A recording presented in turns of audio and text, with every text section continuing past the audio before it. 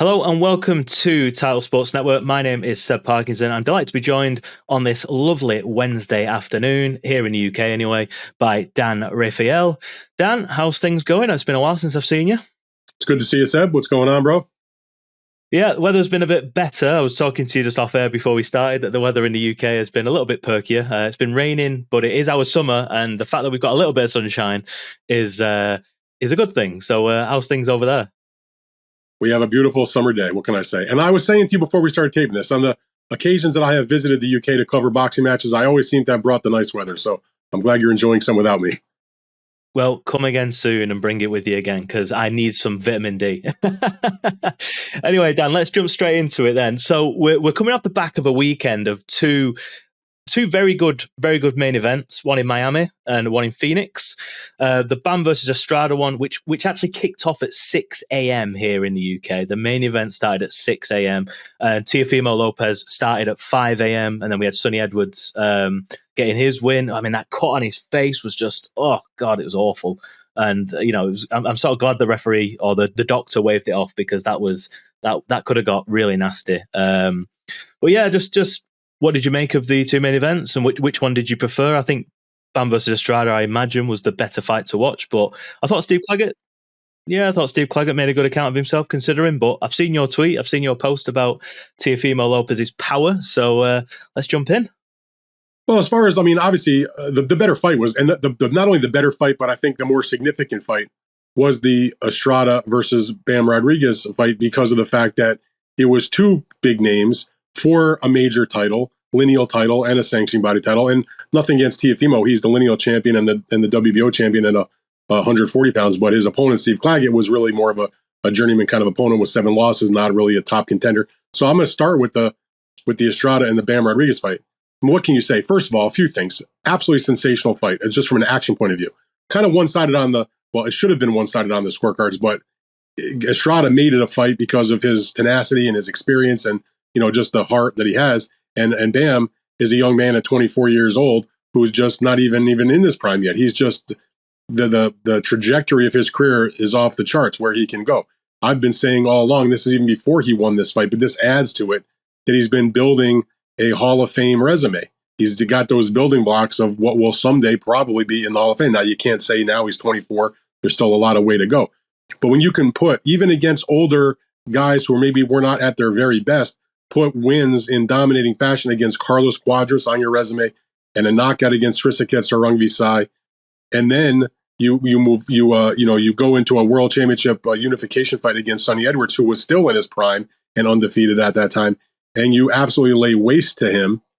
And then coming back from that several months later, you're in the ring with Juan Francisco Estrada, El Gallo, the number one fighter in that weight class, WBC champion, lineal champion, who has had great battles and won and lost against the likes of Cuadras, Sarungvisai, and the fourth of the 4 horsemen of this era, Roman Chocolatito Gonzalez. And not only do you win, but you win in such resounding fashion that you put yourself in the conversation among those top 5 pound for pound in the world. It was a Hall of Fame level, pound for pound level, beautiful, just tremendous. I can't say enough good about the performance of Bam Rodriguez. And I have to tip my hat, which I'll do, to Juan Francisco Estrada. He's the old warhorse. And, even at 34, coming off a 1.5-year layoff, still had enough in him to hang in there as long as he did and score a knockdown at a period of time in the fight where, if you're watching rounds like 3, 4, 5, he's getting his absolute clock cleaned. And I'm tweeting and thinking, okay, this fight's over already. It's just a matter of, does he get stopped or does he take him 12 rounds? And then 30 seconds later, Bam Rodriguez is on the floor and getting up. So, the old man still had something left, but he did get caught with an absolutely massive body punch for the knockout. So that was by far and away the most significant and best fight of the weekend in my mind. And then you asked also on Teofimo. Look, he put on, I've seen a lot of criticism, Seb. People have been critical of Teofimo. Yeah, I know he didn't get the knockout, but he was fighting an opponent that only had been stopped once in 7 losses, a guy with a good sturdy chin and a great engine, a lot of stamina and a lot of heart. And I just don't believe that Teofimo Lopez has had whatever power he showed off, which was considerable when he fought in the lightweight division. It just hasn't translated to the junior welterweight division. Doesn't mean he's worse of a fighter. It just means that, there's a reason weight classes exist, and his power has not carried up. He's now got, what, 5 fights, I believe, in the 140-pound weight division. He's got 1 knockout. That was against the journeyman Pedro Campa back in his debut in the division. But now he's fighting, better guys and sturdy guys like a Claggett. I wouldn't put him in that top-level guy, but Josh Taylor obviously is, a top-level pro, and he went the distance with him. And then there was this Claggett fight, obviously. But, Teofimo's a very good fighter. It was an exciting fight, but it kind of later on, I don't know how to explain it, kind of became more of like a rough sparring session the way I described it. But he gets the win. And this was a marking time fight. See him if he can get himself involved in some bigger fight, either in that weight class he's talking about, maybe moving up to the welterweight division. We'll have to see what happens. Yeah, it was interesting because I was watching the Teofimo Lopez fight when it was on, and it got to about the 8th round, and I was thinking, he's going to stop him here. He's now going to stop him. It's like his arms were down. He was sort of moving around with the shoulders, and you've got Claggett who's up here, and Teofimo it looked like he was just enjoying himself in there. And I'm watching it going, knock him out, stop him, come on, do something. And it ended up going 12. And at the end of the fight, he still looked fresh. He still looked like he could probably do another 10 rounds with somebody. I think Michelle interviewed him afterwards. His eye was a bit swollen, but outside of that, he looked fine.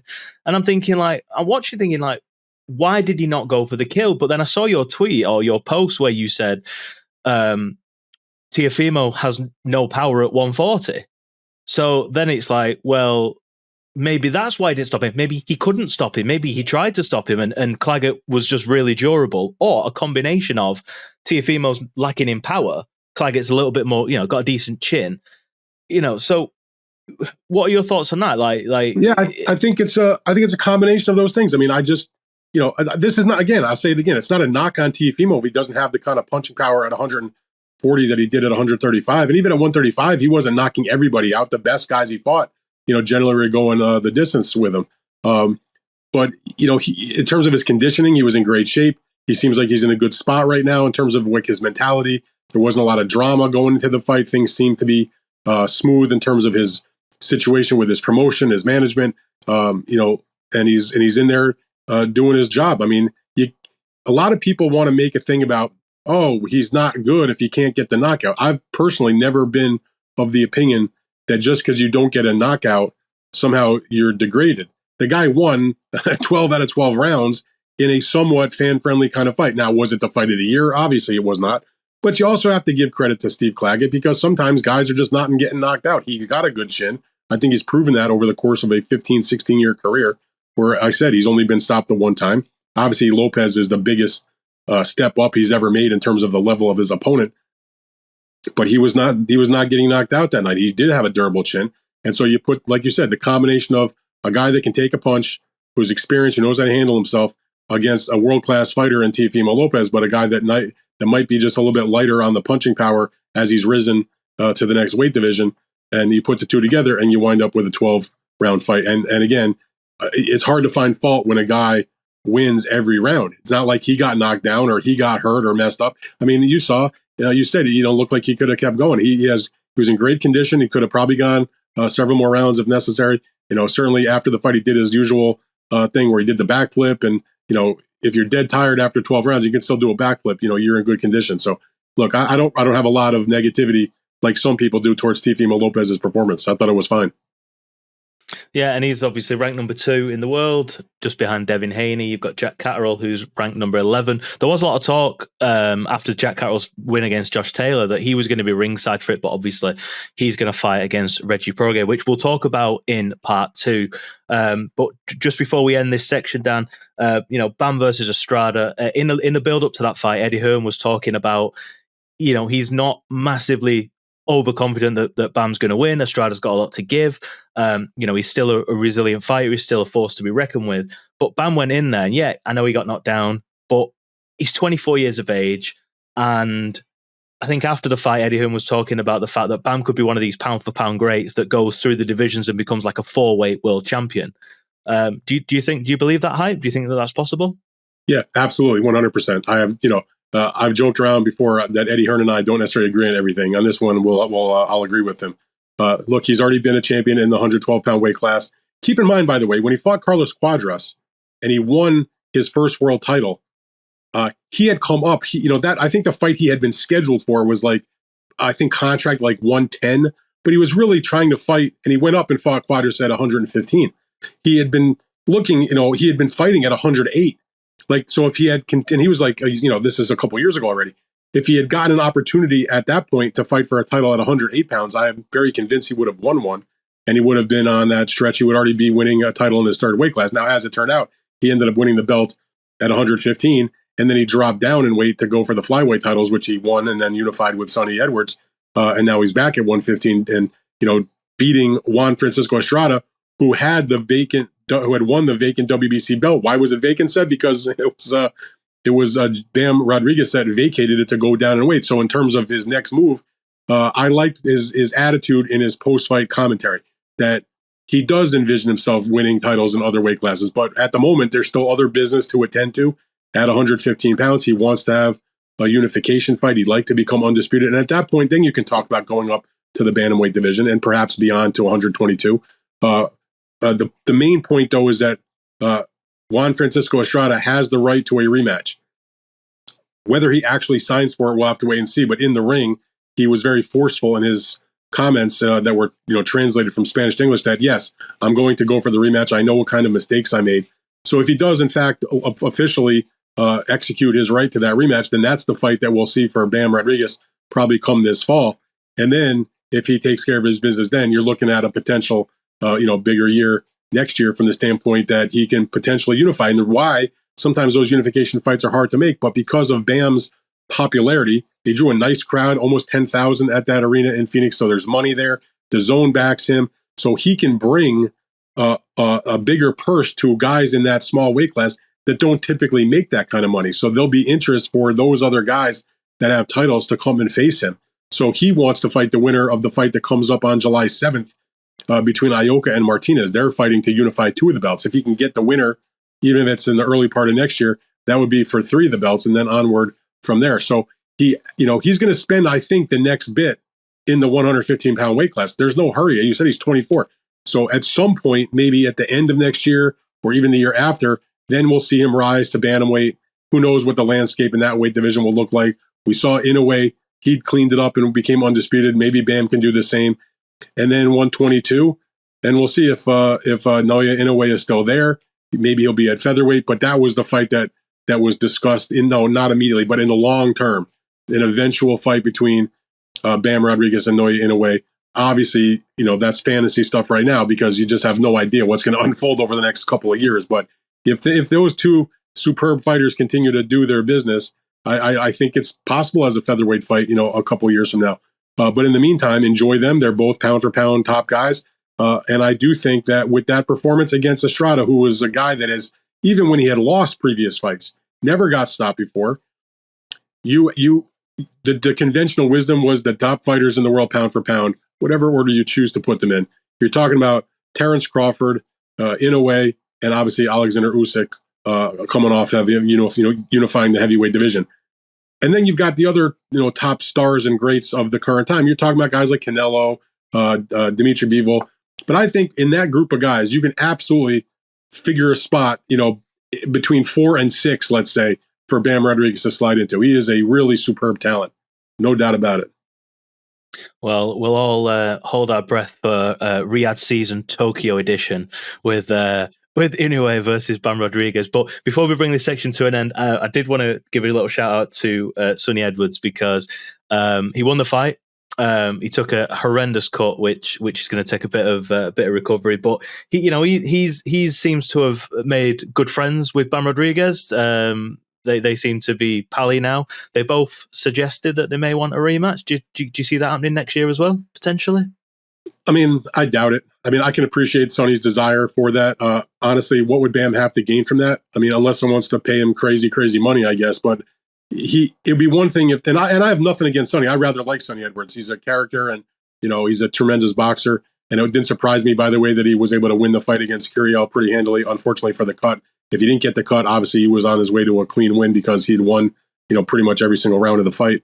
And I didn't even get into the nonsense of the scorecards and the Bam Rodriguez Estrada fight at the time of the stoppage, because we all saw, at least on people I talk to on social media and viewers, et cetera, seeing that as a one-sided on the scores for Bam. But one judge had the audacity, Javier Camacho, to have Juan Francisco Estrada. But I'll save the meltdown. Back to Sonny Edwards. I don't see the reason. There's not going to be a rematch. There's just no point of that. And I mean, I'm not saying Sonny Edwards can't go on and win another world title. Like I said, consummate boxer. But I don't think the fan interest or the zone's interest, and frankly, Matchroom's interest would be there, or Bam's interest to make the rematch. For what? I mean, it was such a one-sided beatdown when they fought the first time. Just does it hold any allure? I just don't see it. I mean, I'd like to see Sonny get a chance to fight some of the other, top guys in the flyweight division. Or if he wants to move down or move up, whichever is, whatever he wants to do. But, he needs to leave Bam alone. I don't think that's happening. Bam's got way bigger fish to fry at this point in time. And I'm not hating on Sonny. I'm just being real. Yeah, well, to all the viewers listening, if you want that fight, or you're interested in that fight, as me and Dan have just discussed, let us know down below in the comments. But we'll be back after this short break, and we will talk about the Jack Catterall press conference, which should be taking place as you're watching this, if you're watching it as it's going out. And, of course, the action that is going to happen this weekend. Welcome back to Title Sports Network. My name is Seb Parkinson. I'm joined by Dan Rafael. Dan over in Virginia. I'm in Lancashire in Great Britain. Dan, just before we get into the Jack Catterall stuff, you reported on the pay-per-view figures for Tank versus Martin from June 15th. Just talk us through that. Why is there an appetite? Why is there an interest, if at all, for pay-per-view figures on these fights? I think people have always been interested in numbers on pay-per-view fights, the same way people like to see what's the box office gross for big concert tours, or what the big weekend take is in the box office for the big movies. People look and see what the television ratings are for their favorite shows or their not favorite shows. It's just an interesting thing for the fans, but people take it so absurdly seriously sometimes in boxing. I always get the feeling like when I'll post a number or I'll write a story like I did about the Tank fight against Frank Martin. My reporting says, and this was not from like some random yokel on Twitter, these are people in the industry who are involved in the event or who know the industry and know the business side of things, who don't have necessarily a dog in the fight. Sometimes they do have a dog in the fight, but that's why you get from more than one source. So you can compare the person that doesn't have the dog in the fight to what the person that does might say. And all of the people I spoke to, who are all separate, it's not like we're having a conference call, are giving me the same general numbers, which was between about 325,000 on the low end. And remember, all the buys are not counted up. You don't know exactly. You know on digital, but in terms of the in your home pay-per-view, it takes time to get the numbers to get finalized because cable, they're slow to report. So those numbers are often extrapolated based on historical data from previous fights. So it's not an exact science. So even though it's 2 weeks after the fight, that's why there can be a spread of around 25,000. They kind of know the range. And if you break that down into financially, 25,000 on the fight that costs what it costs is about a $2 million swing. So that's not a massive amount of money relative to the promotion, but it's not nothing either. But the point is, my sources said to me that fight did between 325 and on the high end, if it hit every mark possible, it might touch 350 or a shade below. And so that's what I reported on. Now, you got other people out there who claim they know that are saying it did maybe 100,000, and they're just wrong about that or whatever it is. I mean, I've been doing this, Seb, like 25 years almost. I have no dog in this hunt whatsoever because I don't, and the same goes for the fans who have such an apparent emotional investment in this topic. They're not getting any money in their bank account. If the fight does a buy or it does 1 million buys, they're not making any money on it. And by the way, the same goes for me. If this fight does 10 buys or 10 million buys, the old Rafael bank account is going to be the same. So I couldn't care less. I mean, I want events to be successful just because I'm a boxing fan and it's where I make my living covering it. But it's hilarious to me because I'm reading like these people on social media who are reacting to my article. And I appreciate the folks that say, well, I've been rolling with Rafael for 25 years and, he's a true journalist and he reports the facts and he's not favoring one side or the other. And then there's the others who are the complete opposite, say like I'm somehow on the PBC payroll for writing the number I did. And I said to one person about that, if I'm on the PBC payroll, they got my account number wrong because it hasn't grown from any PBC deposits in recent times. So I find it hilarious. But what it does indicate, to me anyway, and again, we're talking about in the United States. We're not talking about worldwide, because that's always been apples to apples is what events have done in terms of, the United States pay-per-view. And this was a pay-per-view that was obviously available via Amazon, their Prime Video, but also you could buy it on your home normal cable or on your satellite service. It was also digitally available on ppv.com. So there were different places to buy it. And that number that I reported on, that's across the board. That's all entities. That's the main. Now, you got to figure most of those buys probably came from Prime Video. I don't know that. That's my assumption, given that was the base of the event. But what it tells me is that in the aftermath of the mega fight that Tank Davis had, where he did like 1.2 million against Ryan Garcia, where both of them brought a huge amount to the table because they had divergent fan bases, a highly anticipated fight, both with, very big social media followings, Ryan with a bigger one, obviously, that because Tank hadn't fought since then, that he got a bump from that because that was such a big event. And the same goes when Ryan Garcia came back and had his fight with Devin Haney. He obviously didn't do the 1.2 million buys that he did against Tank, but he did a decent number with that fight also. Again, I haven't reported it officially because I'm not 100% comfortable with those numbers, but I'm told that the Ryan Garcia fight against Devin Haney probably did in that 350 to 400,000 range, which makes sense to me because Haney's a bigger name than Frank Martin, and Garcia is obviously a popular fighter as well. The point is that this fight, based on what the expended, that's all that matters in pay-per-view, is does the promotion take in enough to cover their expenses and maybe make some money on it? It seems like this Tank Davis fight did that because David Benavides, who was a popular fighter in his own right, who had done two successful pay-per-views in his previous two fights that did not huge numbers, but enough to make, cover everything, high 175, 160 type numbers for the previous two fights. He was on the card, but he also spoke to me prior to the fight, like, hey, because of the situation and my desire to be on this event, and I'm a young guy, whatever, I took a pay cut because I could have been in the main event. So he didn't cost as much to be on that card in terms of being in the co-feature. And so I think if you think that 325,000 to 350 in that window is not successful, then you're crazy. That's a really good number based on today's models of streaming and the theft and the piracy and all that. I mean, so, Tank is a star. Ryan Garcia is a star in this country anyway. In this country, they're doing bigger numbers than, Tyson Fury and Usyk, not because that's not a great fight that people should want to buy, but the timing is bad because it comes on in our late afternoon, early evening, and it didn't get that kind of hype here because the fight's over in Saudi Arabia, not necessarily in the United States. Although you did mention, the start times are a little crazy. Now, the pay-per-view, this started normal with Tank and Ryan. But boy, oh boy, with that non-pay-per-view fight between Jesse, Bam Rodriguez, and Estrada, what'd you say it was, said 6 in the morning in the UK? At least you could have set your alarm and woke up. For us, it was like after 1 a.m., so it's like it's too early to have gone to bed.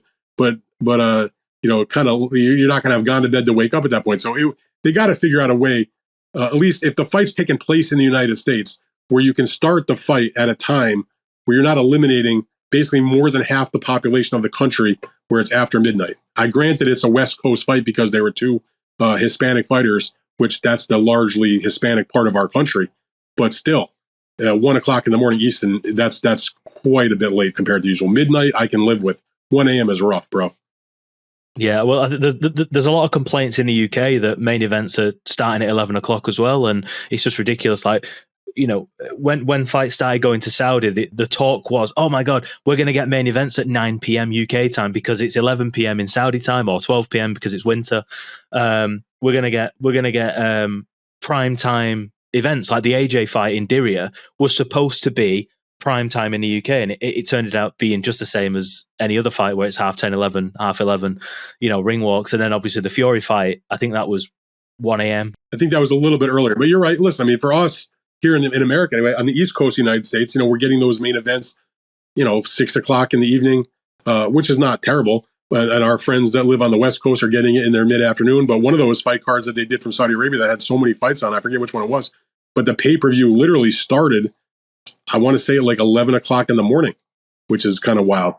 But, the Bam Rodriguez fight, though, specifically, that was not necessarily for a UK audience. It's great if there's fans over there that want to partake in it and watch it for sure. But when the fight's in your own country and the country's got continentally 3 time zones, you got to figure out a way to do a better job of getting it in the ring before 1 o'clock in the morning and eliminating literally more than half of the population of the United States of America. It's something that a lot of boxing fans and a lot of boxing journalists that I've spoke to have said, like, boxing is getting later and later, and it's actually to the detriment rather than to the benefit of everybody. Let me ask you this. Here's a question. In a business and a sport where the idea is to bring in as many viewers and as many fans as possible, and to continue to grow your fan base if that's possible, how in the world could you possibly grow another fan from the fight that starts at 1 o'clock in the morning Eastern time? Now, when I grew up, I'm not trying to be Pollyanna and, it was better in my day and this and that, but I'm just telling you from my experience.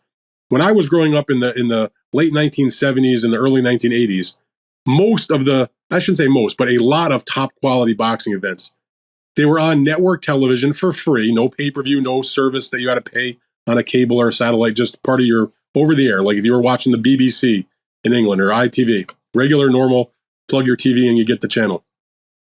We were watching these on Saturday and Sunday afternoons. Big fights from Las Vegas. Larry Holmes is in world championship fights in the afternoon. Sugar Ray Leonard. I mean, those types of names. Ray Mancini, Alexis Arguello. That was the era when I first started to watch boxing. And that's how I became a fan. Because here you're watching these fights. It's the winter time where I grew up. And you're not outside running around. It's 2 o'clock in the afternoon. You're maybe hanging around the house and, you pop the TV on and there's this fight taking place and you get involved in it. So if you're like 10, 11, 12 years old and you're checking it out, that gets you hooked and you become a fan.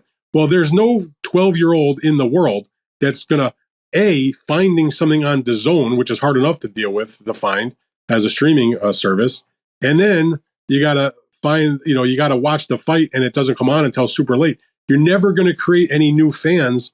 You're going to obviously cater to the ones that exist, but you need to do something better to find new fans. And starting important fights like that at 1 o'clock in the morning ain't going to do it. I'm going to tell you right now, if Juan Francisco Estrada and Bam Rodriguez fought that kind of fight on over-the-air television, in 1983, at 2 o'clock in the afternoon from Caesar's Palace in Las Vegas, they would become legends. It's similar over here, and I don't want to digress too much, but it's similar over here with the football or the soccer, as you'll know it. I remember the Champions League on ITV. Now it's all behind a paywall on TNT Sports. So, I grew up with commentator Clive Tilsley, who performed his last commentary duties for ITV on Saturday doing a World Cup game, and he is a legend to British football fans because he commentated on all the Champions League games, the games, the defining era of like European football. And now it's all behind paywalls, and it's like the kids nowadays, my kids, they're not going to be able to grow up to be able to have those same experiences I had. 7:45, sat in my bedroom, as a young kid, watching ITV1 on a square little TV, getting to watch Manchester United. They don't get that. It's either pay for, subscription TV, even if you pay for it. I mean, yeah, obviously your parents have to do it if you're a kid like that. Like when I was a kid, we had HBO. So when I would be with my dad on the weekend, my parents were divorced, I would go to my father's to visit with my sister on the weekend. And my father was not a big boxing fan, but he was a mild boxing fan. And so like some fight on HBO would come on and my dad be like, I'm going to watch the fight. So yeah, it was on, but come on like 10 o'clock, but it's the weekend. So it's not super late as if I'm 12 years old or 13 years old, put the fight on and get to stay up late. You're hanging out with your father and you watch the fight. And that's how you also become a fan, because he had HBO as a subscription. But I for the life of me, I do not know how it is conceivable for a new boxing fan to be created in today's environment, unless they have a parent, a brother, an older sister, a close family friend, or somebody that either takes them to a boxing event or does what I just said to you and puts it on, because the timing is just so terrible for these types of fights. I don't care. If you're 12, 13 years old, you're just not up watching boxing at 1 o'clock in the morning. No, and when you've got kids, you're also not watching boxing at 1 in the morning because you're exhausted because you've been up since 6 a.m.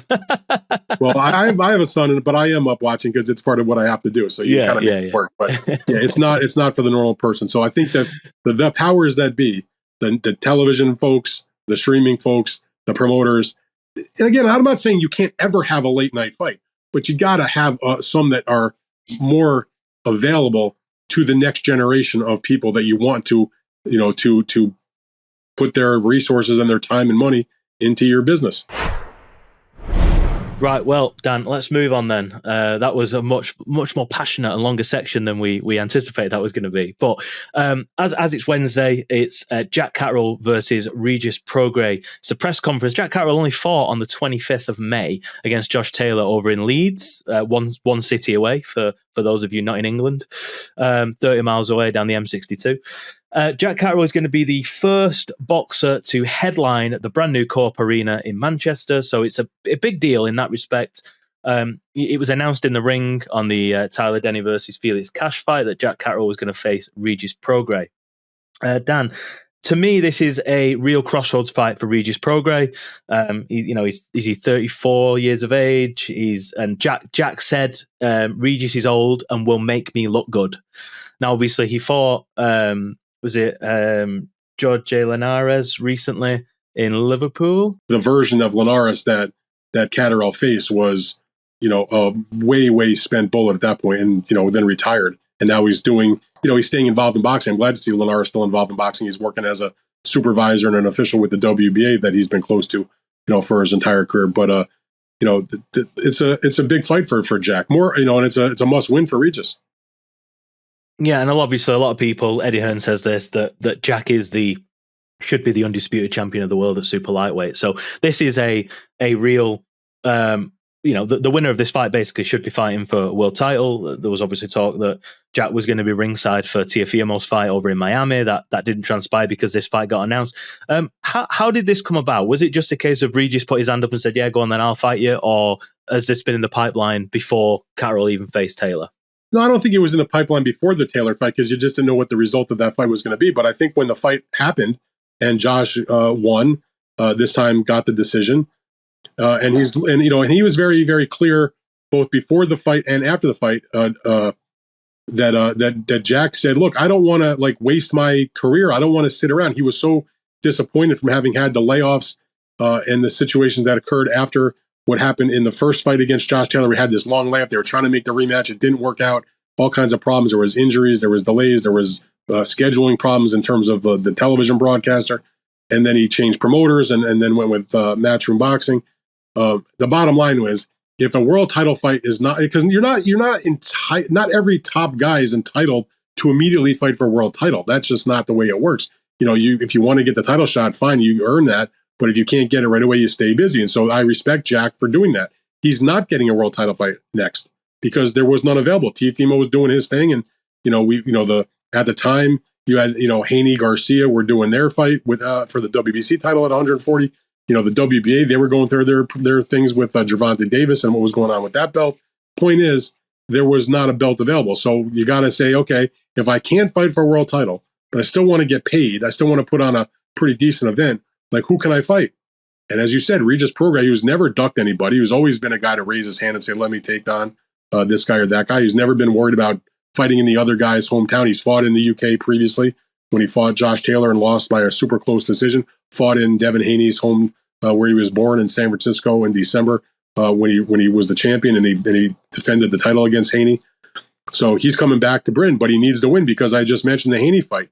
Now, if you told me going into that fight in December, you thought Devin Haney was going to win the fight, that's fine. But I don't think there was a single person walking on the face of the planet, maybe even Devin Haney included, that was going to say, I'm going to score a knockdown and I'm going to win 12 rounds to 0 and not even look like you're in the ring I'm in the ring with a guy that shouldn't even be in a professional fight. That's what Devin Haney did to Regis Prograis, who had never been, like I said, he'd been beaten by Josh Taylor, but it was a very, very close, excellent competitive fight. So it was a real shocker to see him not just lose, but to lose in just absolutely one-sided fashion. So if you're Regis Prograis, you're like, okay, what do I got to do now? I got to get my shit together. I need to get back on the horse. He's with Matchroom Boxing. The fight was offered to him. He's a good name. He needs to win. There's some spiciness there to it because he's desperate for the win. Catterall's coming off a tremendous performance in his win over Taylor, and you're trying to get to the next level. And with no championship fight available, Catterall's like, okay, I'll fight the guy. And Regis is like, I don't really have a choice. If I want to make some real money, I got to take this. So that's the backdrop to which this fight takes place. I won't say it's Regis Prograis' last chance, but he looks so terrible against Haney that he needs to do something against Jack. And Jack's got to, keep the chain moving. He looked good against Taylor winning that fight. And if he wins against Regis, and you put those two back-to-back wins in your back pocket, now you got a real case to make that, okay, now I really should be fighting for a title next time out because there'll be different guys available. I'm sure he's going to be high up in the different ratings for the organizations. Perhaps he can land a mandatory. But yeah, this is I'll put it to you like this, Seb. For a non-title fight, this is one of the more attractive non-title fights I can think of. That's a main event caliber fight, in the last little bit that I can think of. Yeah, and Jack's obviously expressed an interest in fighting on one of the lucrative Saudi Arabian cards. So again, potentially a win here could give him potentially on that Tyson Fury card in December. Who knows? But we will see. Just moving on then, Dan, to this weekend. We've got 3 pretty decent events on. We've got the Johnny Fisher versus Alan Babic card at the Copper Box in London. A lot of people are sort of suggesting, stinking on it a little bit, but I think we've been spoiled a little bit by the Riyadh season cards and all these mega fights. That this fight has sort of been, people are sort of looking down their nose at it. But no, I think it's quite a good fight. I think Johnny Fisher needs a bit of a challenge. Alan Babic is a sort of a decent level of opponent. I think probably Fisher, for my opinion, is going to go out there and knock him out. But what do you think? Well, from the first point you made about looking down on the card, not every boxing event is going to be, Riyadh season with, 5 huge or 6 huge fights or big major world championship fights. I mean, that's not the way this sport works. There's always room for a nice fight that tops a card that doesn't have to be, some mega event. And by the way, the tickets aren't as expensive. You're going to go to an event like that. It's not going to get that kind of hype, but that doesn't mean guys can't still put on an entertaining, a crowd-pleasing fight. Johnny Fisher's got himself a nice fan base that's growing. I happen to agree with you. I've thoroughly enjoyed watching Alan Babic in his fights when he was coming up, just destroying guys. I mean, as exhilarating and as exciting and explosive as anything that you could see. That said, I think he's a little bit undersized and has taken a little bit of punishment. And, it's hard to see Johnny Fisher losing because I've been watching Johnny ever since he first started out, and Matchroom was putting him on the before the bell parts of the undercards of the zone fights. And he brings a crowd, and you're just like, all right, is this guy just a heavyweight that's there just because he's an attraction and he's got a loyal following in his hometown? He's going to sell some tickets, and that's why they put him on the card, and they're matching him kind of soft. Obviously, he was just starting out, so I'm not knocking the matchmaking. I'm just saying he wasn't fighting top guys, but his fans were still turning out. And then, he starts winning, and it's exciting, and he's, he seems to be getting better, and he's in condition, and, Matchroom brings him over here to the United States, and he brings, I don't know, I guess a couple hundred people from Britain that followed him. They're that passionate about seeing their guy Johnny Fisher do his job, and then he wins a smaller title. The point is, though, he's a younger guy. He's getting better. He's exciting. I mean, if you tell me Johnny Fisher's fighting, I'm watching.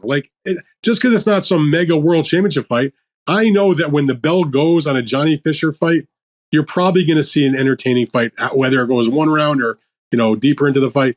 And then you tell me that Babic is the guy that's on the other side. Look, we all know this fight could be one round. But even if it is one round, it's going to be probably the funnest one round you'll see in a while because they're just going to be out there slugging their brains out.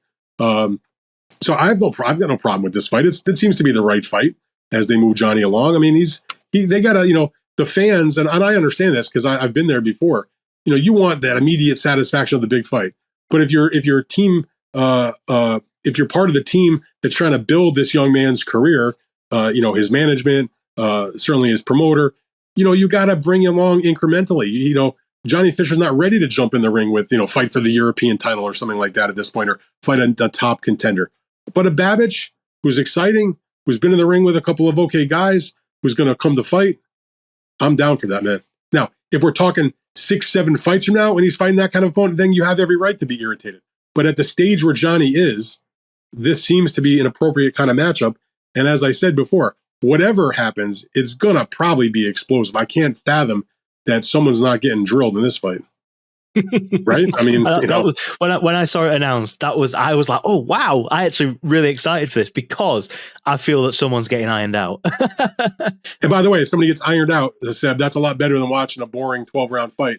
I mean, there's room for, scientific, technical 12-rounders in our life as boxing fans. But trust me when I tell you, there's also room for someone getting ironed out in a couple of rounds too. Well, moving on then, over in Newark in New Jersey on Saturday night, Shakur Stevenson returns against Artem Harutyunyan. Have I said that right? That's pretty good. We'll let you slide. He's defending his WBC World Lightweight title. But here's the bottom line. Shakur Stevenson is a great talent. We all know that. He's a big-time pound-for-pound caliber talent. But he left a lot of people feeling maybe a little down on him after his last fight. And unfortunately in boxing, like a lot of things in life, you're only as good as what you showed me last time. And in the last fight, even though he won, pretty handily, again, in that when he won the vacant title against Edwin De Los Santos, it was one of those deals where it was a terrible fight, partly because De Los Santos just not engaged at all, refused to do so. So now Shakur goes into this fight, his first defense against Harutyunyan, with a bit of a chip on his shoulder, because he's heard the criticism of the last fight. He's also in his final bout of his contract with Top Rank, and he's about to become a free agent. And you certainly don't want to become a free agent off a terrible performance. So he wants to go out with a bang, and he wants to get a big fat contract from somebody else, whether it's a re-signing with Top Rank. Eddie Hearn has been out there talking him up, saying all kinds of great things about him, what a great talent he is, talking about he feels like Top Rank hasn't promoted him the right way. We can differ on that. But the point is, he's in front of his hometown. He's got his last contract fight. He had a pretty dismal, his performance wasn't bad, but the fight was terrible in the last fight. And he wants to sort of, make people forget all that business and set himself up, because he's a huge talent with a lot of possibilities down the road, but he's got to take care of this business. And Harutyunyan is not a joke fighter. This is not a walkover fight in my mind. This is a guy, Shakur was a 2016 silver medalist in the Olympics at 123 pounds. Artem Harutyunyan was a 2016 bronze medalist in the Olympics for Germany, fighting in the light welterweight division. 139 pounds, I believe, was the weight limit. So Shakur has slowly but surely risen in weight, and this guy's coming down a little bit in terms of the professional ranks, where he has been fighting as a lightweight. And his only loss, by the way, was a highly competitive loss against Frank Martin in Frank's fight prior to him challenging Gervonta Tank Davis for the WBA lightweight title in that card we talked about on June 15th. So this is a guy with some background in terms of his amateur career. He's been in the ring with a good opponent, and Frank Martin, and competed. It was a close fight. He did get dropped in the 12th round. So that was sort of, I think, a big difference in that fight. But Shakur wants to shine. I mean, that's the bottom line. It's not a big name. He's not fighting, one of the biggest names in the weight class. He's not fighting Tank. He's not fighting, even Frank Martin. But he's fighting, a reputable opponent. And it's up to him to make us forget about what happened in November and to go into his free agency, where we say we want to see him in the next fight against a big name. And as we discussed with the Babic Fisher fight, any potential of a knockout, do you reckon? You mean between Shakur and Harutyunyan? Yeah. So we were talking about someone getting ironed out in Fisher Babic. Any chance of that here? I mean, there's always the chance. It's boxing. You got two grown men throwing punches at each other's head. But Shakur Stevenson, his game has been for his entire career as an amateur and a pro. He's a consummate boxer, a phenomenal talent with the speed and the hand speed and the skills and the just the ring smarts. Not a big puncher. He has knocked guys down, but you don't go into a Shakur Stevenson fight thinking, okay, he's going to score a big knockout. In Harutyunyan, he's got the amateur experience. The knockdown he suffered against Frank Martin was not like a devastating knockdown. It was more of a flash knockdown. If I remember correctly, I think it was where he put his hands down on the canvas. Wasn't even like an authentic knockdown where he's on his back. So you just never know. But I mean, if you watch Shakur and you're familiar with him, I mean, usually his fights have distance written on them. So that wouldn't surprise me. The question is, can he go in the distance is fine. Can you entertain, get into the 12th and final round? Well, Dan, to end this this podcast that's turned into a much longer show than we actually anticipated. We talked about this just being 15, 20 minutes, but we're now 45 minutes in so far. I want to end then on something very unconventional. We've got the sort of novice Johnny Fisher, sort of novice pro building his career up. You've got Shakur Stevenson, who's an absolute stalwart in the division, WBC lightweight world champion, proper boxing. And we're going to end on something that is coming up this weekend. It's Nate Diaz versus Jorge Masvidal in the boxing ring. These two guys obviously are UFC, MMA fighters. How has that come about, and why am I so excited for it? I mean, you like seeing guys punch each other in the face, I guess. And listen, I mean, I'm not a big MMA fan necessarily. I'm not anti-MMA. I watch every now and again here and there. I'm not big in buying like the pay-per-view events and everything. But even as a let's call me like a very, very casual MMA person. Like even I know the names Nate Diaz and Jorge Masvidal. They've had great rivalry within the UFC. And Nate Diaz has had other boxing matches. I watched his fight, for example, when he boxed against Jake Paul and lost that fight.